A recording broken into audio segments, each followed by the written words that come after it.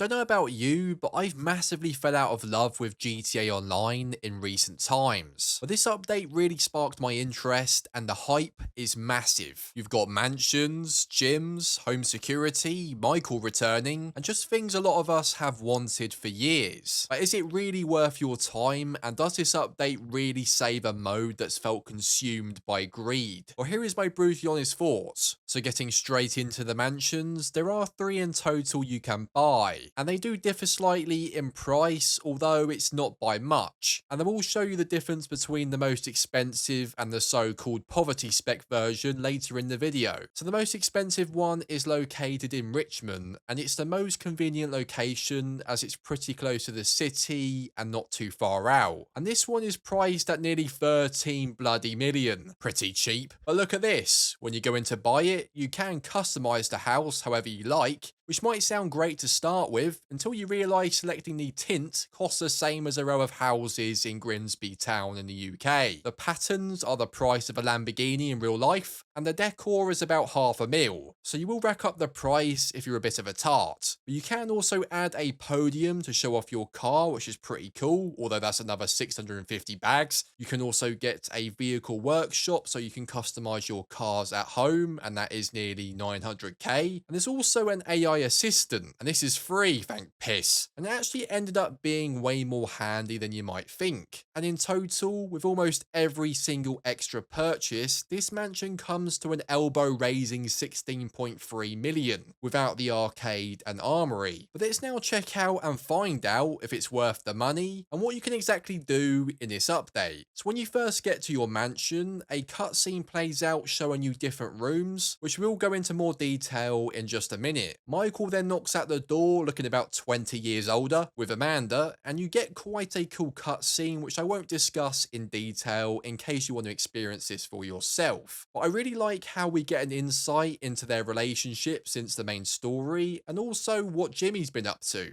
Then a right nonce case in Speedos comes out of your spa, and he plays way more of an important role than I was hoping, but more on this later. Once Michael and Amanda leave, you can now free roam in your new mansion. What I really wanted to know is whether this was really worth 16 million. First, those who play San Andreas will be pleased to see the return of gyms. You can actually work out on a number of things, and even though it's a simple button press, this is a feature I've personally wanted for ages, although I'm not totally sure if it will visually make a difference to your character's physique. As we enter the mansion, it really surprised me just how much you can interact with, starting with these screens all over the walls. What's up, Daddy? Here you can access your AI agent, and it does do various things like fast travel, order champagne, host parties, etc. And this is actually pretty handy as they are plastered around your mansion. And as you're about to see, this place is massive. The top floor consists of your kitchen, your office, and this living room where you can buy a pussy. And no, not the body part, you freaks. A cat with various colours, and you can even name the little bastard. And yeah, the graphics on it are pretty shit to be quite honest, but it is cool nonetheless. And if you walk over to this piano, do you notice anything?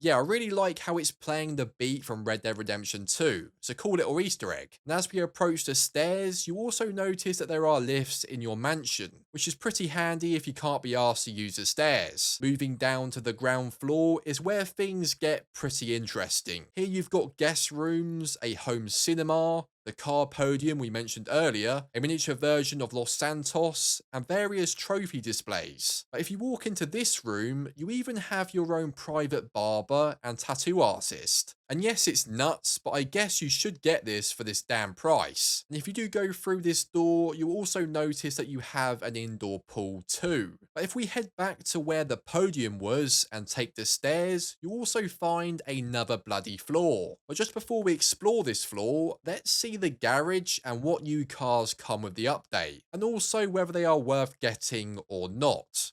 So the garage itself is pretty much what you've seen before, although you do have two levels, which you can access by either the stairs or the lift. And as for the new cars you can purchase, you've got this electric supercar, which I believe is meant to be similar to the Porsche, a classic vintage car. And on San Andreas Southern Super Autos, there is a new Sentinel, and it kind of reminds me of the BMW E46 M3. And those of you into cars might know what I mean, but in typical Rockstar fashion, these cars cost way too much. I mean, the Extreme is nearly 3 mil and the Sentinel is 1.4 mil. What do you expect, I guess? They really aren't worth the money in my opinion, unless you're absolutely minted. What I do like is how cars can be modified from your house. It is pretty handy. So once you are done in the garage, if you continue walking down the hall, you'll also find a small nightclub. You can dance, get drinks, and this will mainly be used for the house parties you can host. But be prepared to be invited to about 100 of them the next time you load up the damn game. What I really like about this mansion, which I haven't really seen too many people point out, is when you go outside to the garden, there's no loading screen. And I'm really not a fan of the constant loading screens you normally see in apartments. So I just found this quite a nice touch. Although, when you do leave the mansion, there is still a loading screen, which kind of sucks. So the garden itself is also pretty big with lots of things to do, like jumping in the pool, playing darts, serving cocktails, or even just jumping in the hot tub. And in the middle level of your garden where the gym equipment is, if you walk past it and go all the way to the end, you can even buy a little runt with 7 breeds to choose from. And yes, once again, the graphics aren't pretty, but it is 15 grand well spent. And what some people might not tell you is you can actually explore the roof too, where you will find this absolutely horrible shitty yoga mini game from the main story and your helicopter pad.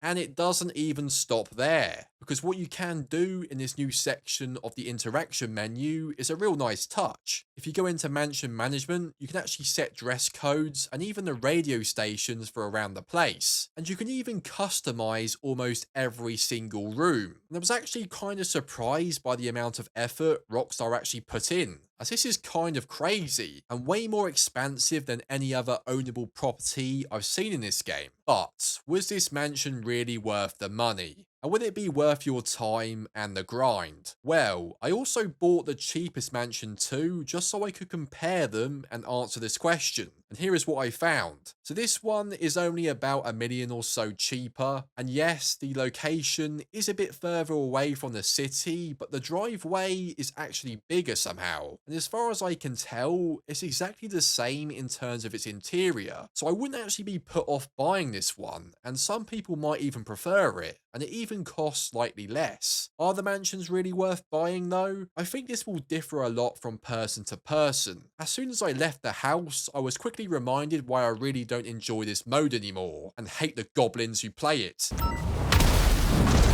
If you're someone who does like the grind and missions of GTA Online, I think this edition of mansions blows any other apartment or house you can buy out of the water. The sheer amount of customization and interaction you can have with it is kind of insane. But talking about grind and missions, we should wrap this up with an honest review of the new DLC missions, and a review of one mode that has been labelled as a game changer. And I do have a confession to make here. Even though I was very intrigued by seeing Michael again and what missions they would add, the new missions, at least to start with, mainly consist of doing things for that nonce I mentioned earlier, going to payphones and just being his little bitch. I think I turned off from the missions so quickly because GTA Online still has the major problem of not being able to find other players quick enough. The matchmaking just sucks. Even when a new update releases, no one ever really joins, and if they do, they're often dog shit. So you're better off just doing missions alone if you actually want to play today, and you'll quickly notice that doing them alone takes 10 times longer. And they aren't even hard, but are obviously designed for more than one player, which means driving all over the place like a headless chicken, making them kind of a chore. And I'm just going to be honest and say, I didn't really play the new missions enough to tell you if they are worth it or not. And maybe that says it all. But if you're anything like me and haven't cared for GTA Online in recent times, these missions really aren't going to bring you back.